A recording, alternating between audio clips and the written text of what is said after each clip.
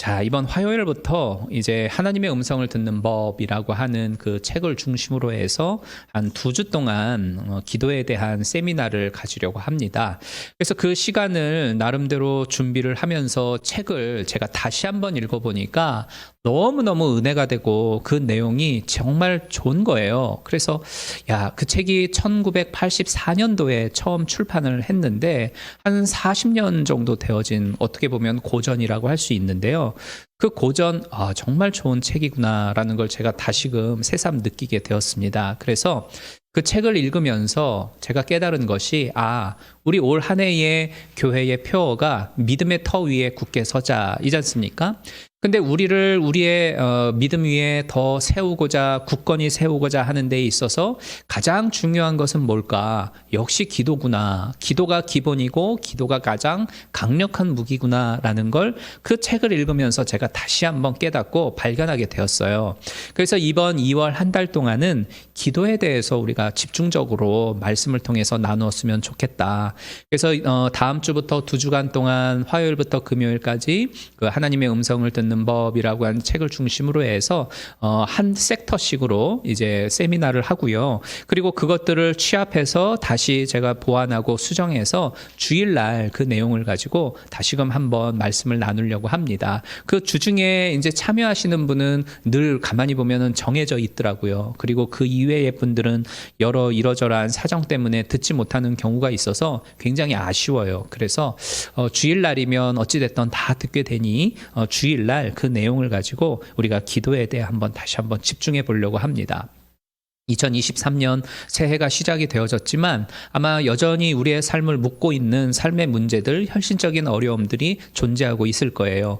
그것들을 놓고 우리가 간구하며 기도할 때에 하나님이 반드시 역사하시고 우리의 삶 속에 놀라운 기적을 허락하여 주실 줄로 믿습니다. 그 모든 문들을 열어 제끼고 삶의 어떤 장벽들을 허물어뜨리는 것은 역시 기도입니다. 기도뿐이 없습니다. 그래서 그 기도를 우리가 다시 한번 생각해 보면서 지금까지 해왔던 나의 기도의 생활들을 돌아보고 내가 고쳐야 할 부분들이 무엇인지를 생각해 보면서 더 강력한 기도자로 서는 우리 모두가 되기를 주님의 이름으로 축복합니다. 그래서 그런 의미를 가지고 오늘은 이 본문으로 하나님은 과연 공평하실까라는 제목으로 함께 은혜를 나누려고 합니다.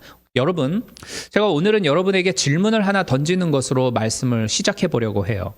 과연 하나님은 공평하실까요? 하나님은 과연 공평하실까? 물론 하나님은 공평하신 하나님이시죠. 그 뇌성마비 장애자로 유명한 송명희 시인이라고 하는 분이 있는데 이분은 나 가진 재물 없으나 나 남이 가진 지식 없으나 나 남에게 가진 건강이 있지 않으나 라고 하는 그 나라고 하는 그 찬양을 지은 분으로 유명하죠. 그 시를 통해서 자기는 장애자이고 가난하고 못 배운 사람임에도 불구하고 하나님께서는 여러 많은 다른 사람들과도 조금도 차별하지 아니하고 똑같이 자기를 사랑해 주시고 영원한 생명을 허락해 주신 공평하신 하나님이라고 하는 사실을 그 시를 통해서 높이고 있어요. 물론 하나님은 우리를 죄에서부터 구원해 주심에 있어서는 어떠한 차별이나 불평등의 요소를 두지 않습니다. 하나님은 우리들을 피부 색깔에 의해서 차등을 두지 아니하시고 언어의 다름에 대해서도 차별하지 아니하시죠. 학력이나 빈부의 차이에 따라 어떤 차등 대우를 두시지 않는 하나님이고 또 장애의 있고 없음에 따라서 불평등을 두시는 분도 아니에요. 우리에게 어떠한 추잡한 과거가 있던지 간에 우리에게 어떠한 대가라든지 어떠한 보상도 바라지 아니하시고 무조건적으로 우리를 사랑해 주시는 그 하나님이십니다. 그런 의미에서 볼 때의 하나님은 공평하신 하나님이죠. 그렇지만 한편으로는 하나님은 공평치 않으시다라는 것을 우리는 기억해야 됩니다. 이사야 44장 3절과 4절 말씀에서 보면 이런 말씀이 나와요. 내가 가란 자에게 물을 주며 마른 땅에 시내가 흐르게 하며 나의 신을 그의 자손에게 그의 후손에게 나의 복을 주리라. 그들이 풀 가운데에서 솟아나기를 시냇가의 버들과 같이 할 것이라. 이런 말씀이 나와요. 이 말씀을 가만히 보면 하나님은 목마른 자에게 복을 주겠다라고 말씀하셨죠. 목마른 자에게 물을 주겠다. 여기서 목마르다라고 하는 건 사모하고 갈망한다라는 뜻을 가지고 있어요. 그리고 물이라고 하는 건 하나님이 주시는 은혜와 성령과 축복들을 의미하죠. 따라서 은혜를 갈망하는 자에게는 은혜를 주시고 성령을 사모하는 자에게는 성령을 주시며 하나님의 복을 간절히 바라는 자에게 그 복을 주신다라는 겁니다.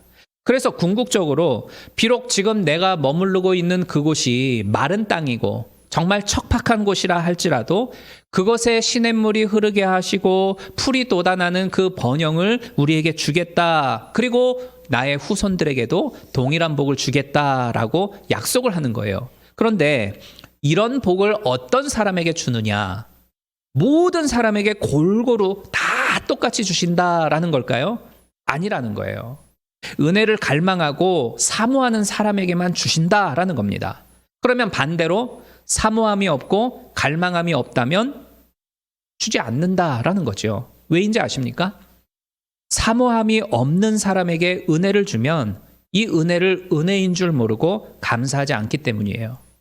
지난 주일날 설교 시간에 말씀드렸던 것처럼 이 사람들은 애나 어른이나 공짜라면 그냥 무조건 다 좋아하죠. 그런데 이 공짜의 문제점이 뭐냐면 자기가 땀 흘리고 수고하지 않아서 받은 것이기 때문에 공짜는 그런 거잖아요. 그렇게 받은 것이다 보니까 이게 귀한 줄을 모르는 거예요. 막 아까워하지를 않아요. 제가 예전에도 한번 말씀을 드렸던 기억이 나는데 한국에서 주일학교 전도사를 하고 있었을 때였어요. 한 번은 4일 동안 이제 여름에 여름 성경학교를 하고 있는데요. 매일마다 교회 쓰레기통에 가득가득 채워져서 버려지는 것들이 있었어요. 성경학교 시간 동안 애들한테 공짜로 나누어졌던 선물들이었어요. 뭐 공책, 연필, 장난감, 과자, 음료수 뭐 이런 어떻게 보면 조금 싼 것들에서부터 시작해가지고 성경학교를 위한 가방, 뭐 맞춤 티셔츠, 경품으로 준 꽤 비싼 물건들 이런 것도 그냥 다 쓰레기통에 막 쌓여 있는 거예요.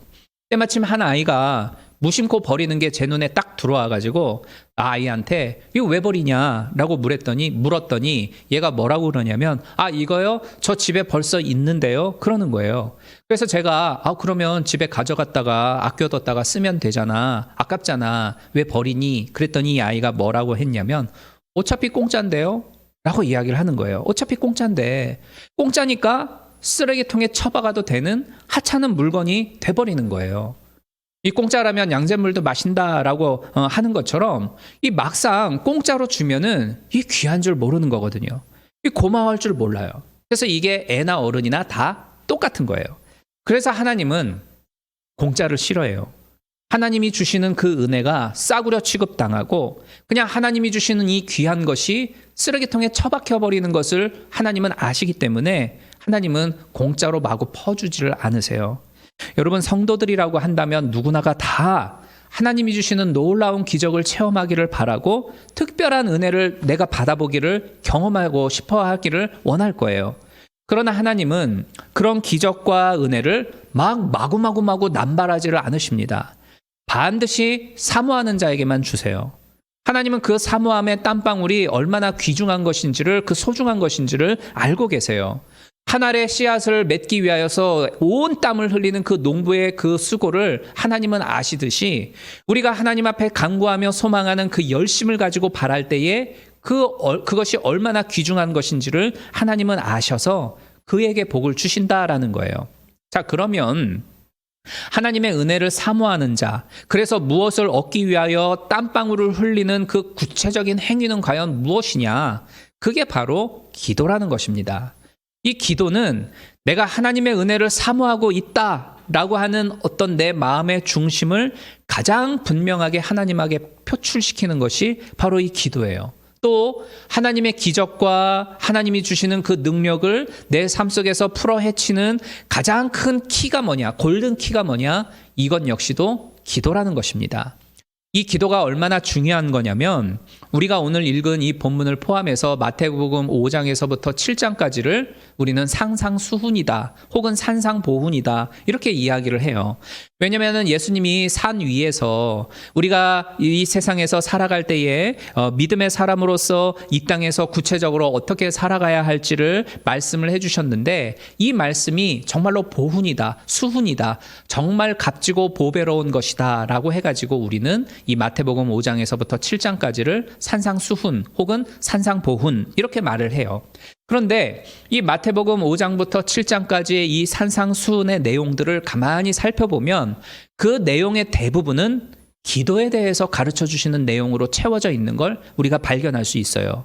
그러니까 그만큼 우리 성도들이 이 세상을 살아가는 동안 하나님이 주시는 보배로운 것들, 그 보화들을 소유하기를 원한다라고 한다면 무엇을 해야 하냐? 기도해야 한다라는 걸 가르쳐 준다는 거죠. 그만큼 기도는 우리들이 하나님께로부터 주시는 그 복을 받아 누릴 수 있는 가장 키포인트라는 거예요. 오늘 본문 7절과 8절 우리 같이 다시 한번 읽어보도록 하겠습니다. 7절과 8절입니다. 자, 읽어볼게요. 구하라 그러면 너희에게 주실 것이요, 찾으라 그러면 찾을 것이요, 문을 두드리라 그러면 너희에게 열릴 것이니 구하는 이마다 얻을 것이요, 찾는 이가 찾을 것이요, 두드리는 이에게 열릴 것이니라. 아멘. 자, 이 말씀 속에는 누군가가 기도를 한다라고 하면 하나님이 그 기도를 다 들으시는데, 들으신 하나님이 그냥 무시하는 게 아니라 반드시 행하고야 말겠다라고 하는 어떤 하나님의 강력한 의지가 담겨 있어요. 구하라! 그러면 내가 반드시 너에게 그 구한 것을 주겠다. 찾아라! 내가 반드시 네가 찾는 것을 찾게 해주겠다. 두드려라! 그러면 네가 두드리는 그것을 내가 열어주겠다. 여기서 내가라고 했는데 이 내가가 누굽니까? 하나님이에요. 하나님 자신이 반드시 움직이고 내가 행동하겠다 라고 하는 그 확고한 하나님의 약속이 담겨 있는 거예요. 근데 문제는 뭐냐? 하나님은 내가 찾게 해주겠다, 내가 열어주겠다, 분명히 너에게 무언가를 해주겠다라고 약속을 하고 계시는 데에 반해서 우리들에게는 구할 의지가 없고 찾으려고 하지를 않고 두드리려고 시도를 하지를 않는다라는 겁니다. 즉, 기도할 의지가 우리에게 없다라는 것이 문제라는 거예요. 여러분, 하나님은 과연 공평하시냐? 공평하지 않아요. 기도하지 않으면 주시지 않습니다. 그러나 기도하고 그리고 하나님 앞에 구하면 하나님은 반드시 주셔요. 지금 찾는 것 분명코 발견하게 해주십니다. 닫혀있는 현실의 문을 우리가 두드릴 때에 반드시 열려요. 이게 바로 지금 우리들에게 주시는 하나님의 음성인 줄로 믿으시기를 바랍니다. 하나씩 한번 그러면 살펴보죠. 첫 번째는 구하라, 에스크입니다. 여기에는 두 가지 뜻이 있어요. 하나는 뭐냐면 필요한 것을 달라라고 요구하라는 거예요. 하나님께. 여기서 필요한 것이라고 하는 건 말 그대로 제한사항이 없다는 겁니다. 솔로몬이 하나님께 예배를 드리고서 기도하고서 잠들었을 때의 그날 밤 하나님이 솔로몬의 꿈에 나타나시죠. 그리고 이렇게 말씀하셨어요. 내가 너에게 무엇을 줄고 너는 구해라. 이렇게 말씀하시죠. 여기서 구해라라고 할 때의 이 구함은 제한이 없어요. 원하는 너의 모든 것을 말하라는 겁니다.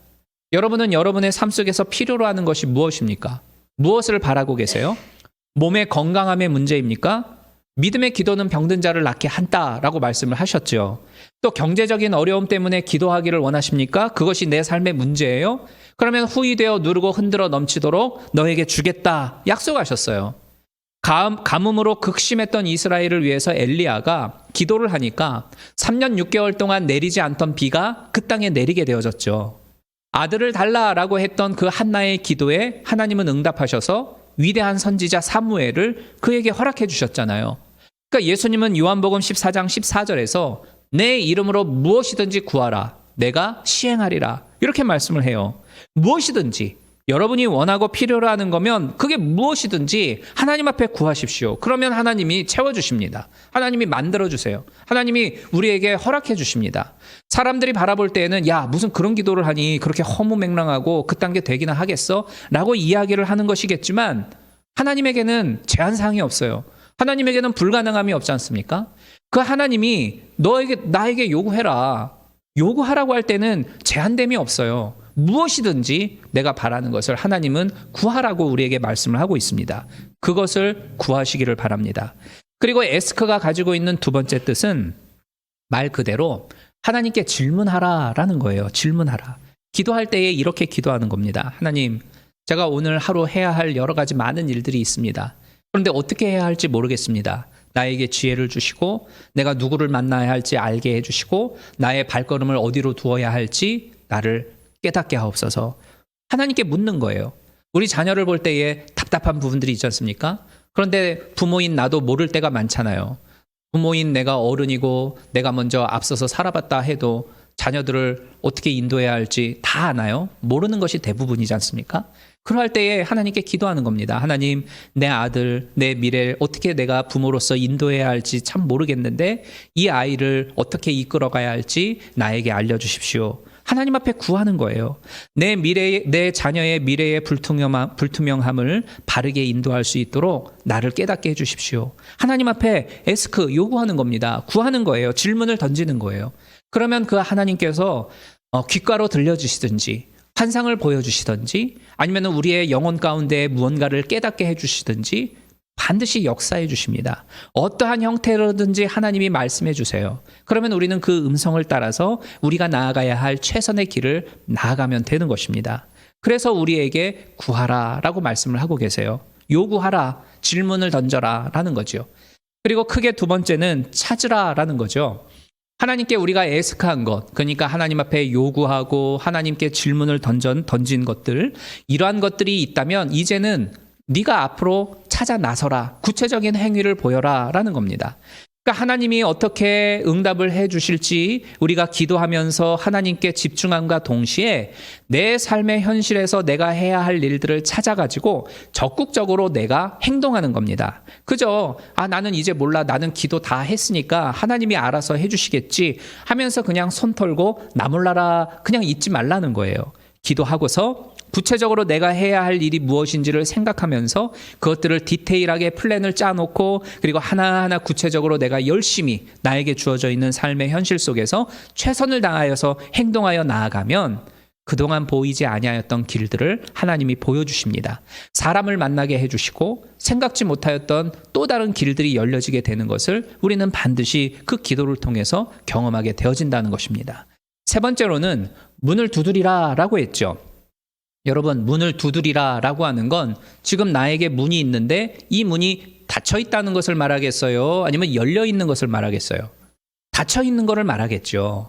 이 문이라고 하는 것은 이 공간에서 다른 공간으로 넘어가게 해주는 하나의 장벽이라고 생각을 할 수가 있습니다. 그죠?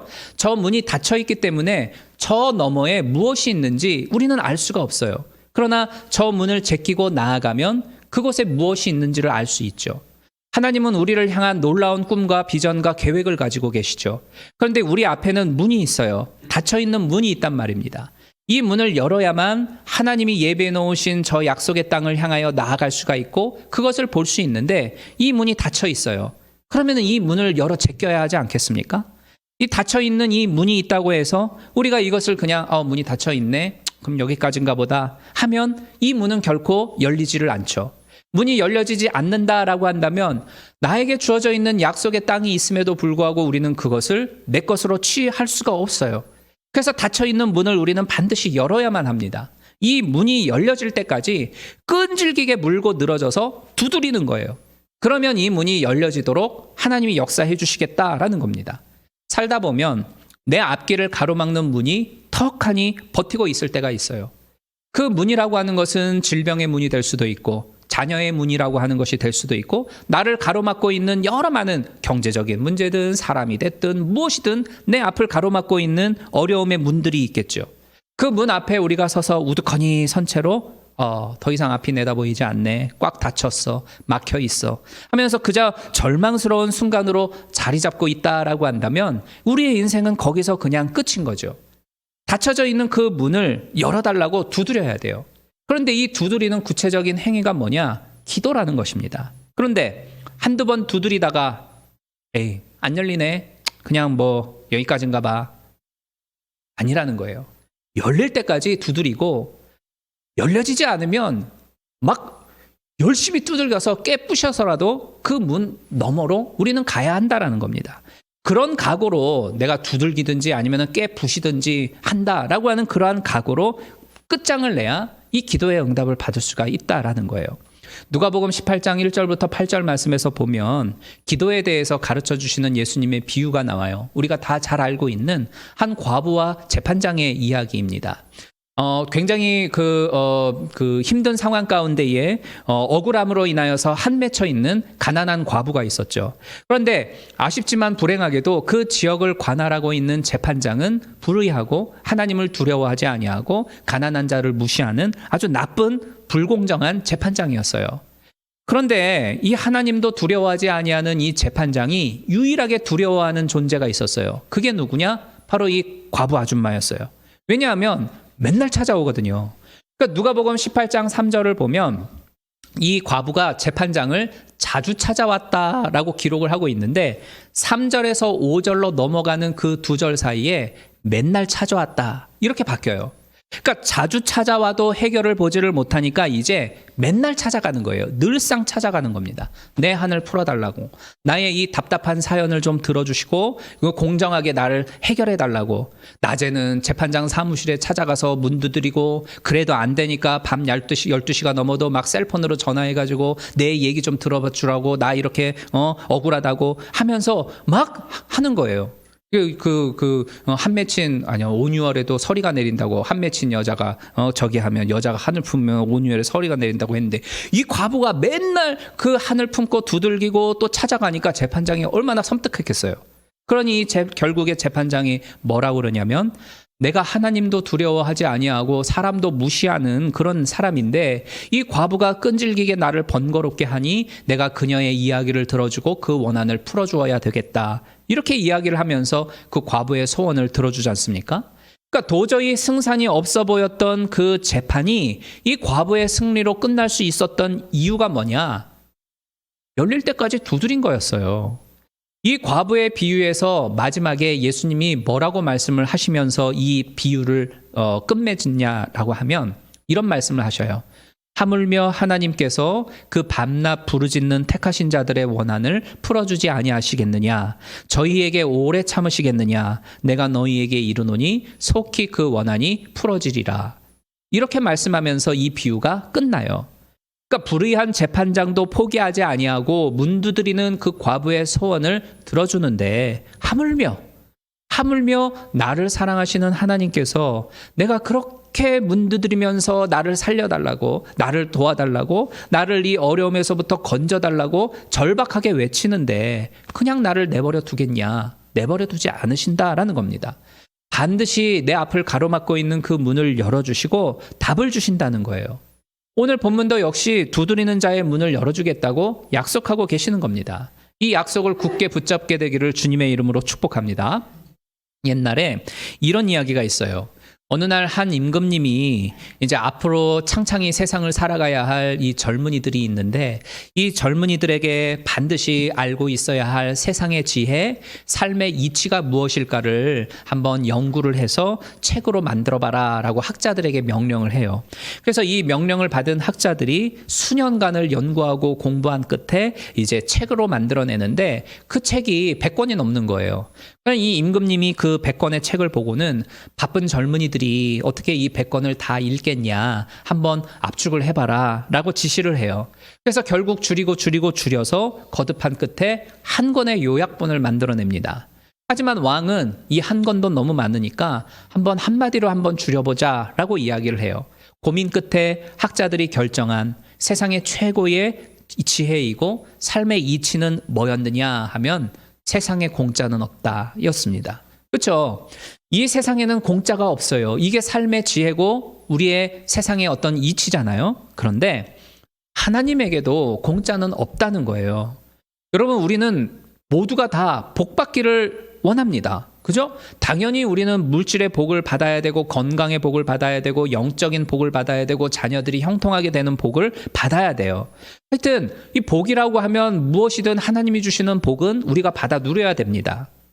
성경을 보면 성경 속에 등장하는 모든 인물들은 하나님이 주시는 그 복을 받아 누렸어요. 그런데 그 복은 영적인 복만을 의미하는 것이 아니었어요. 뭐 거룩한 복, 뭐 진리의 영의 복 이런 것만 받은 것이 아니라 물질의 복, 건강함의 복, 자녀들이 잘 되어지는 복, 형통함의 복, 이러한 세상에서 우리가 몸담고 살아가는 데 있어서 현실적으로 필요로 하는 구체적인 이러한 모든 복들을 받아 누렸던 것이 성경의 인물들이었어요.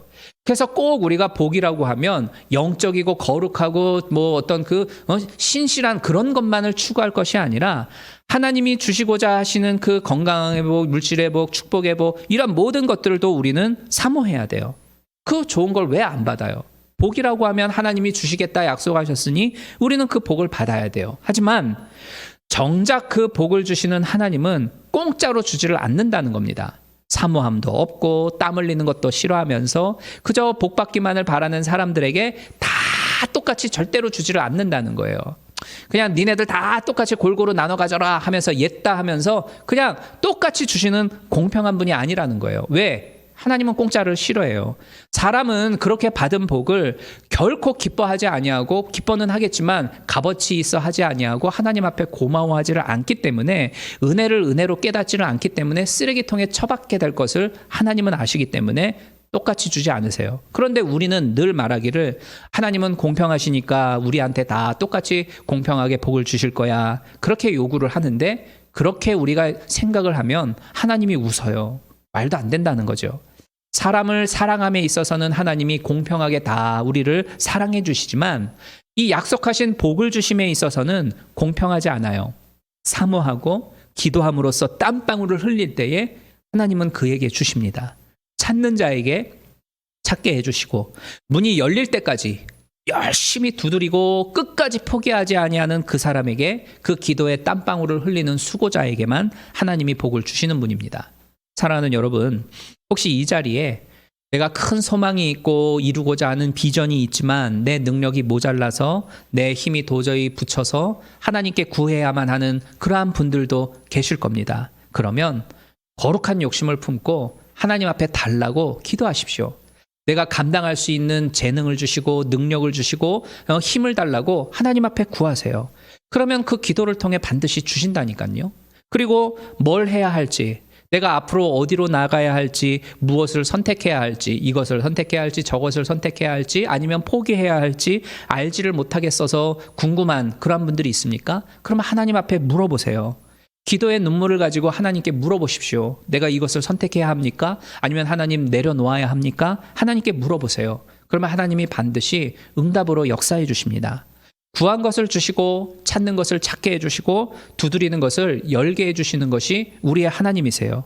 이와 같은 하나님의 살아계심을 체험하고 누구도 경험하지 못했던 그 기도의 기적을 여러분들도 한번 체험해 보시기를 바랍니다. 그래서 이 한 해 동안 마음을 먹고 기도의 무릎을 꿇으시고 그 기도의 시간을 통해서 하늘문을 여시고 이 땅에 강림하셔서 내 삶의 현실적인 문제들을 풀어 헤쳐주시는 그러한 전능자 하나님을 만나게 되기를 주님의 이름으로 축복합니다.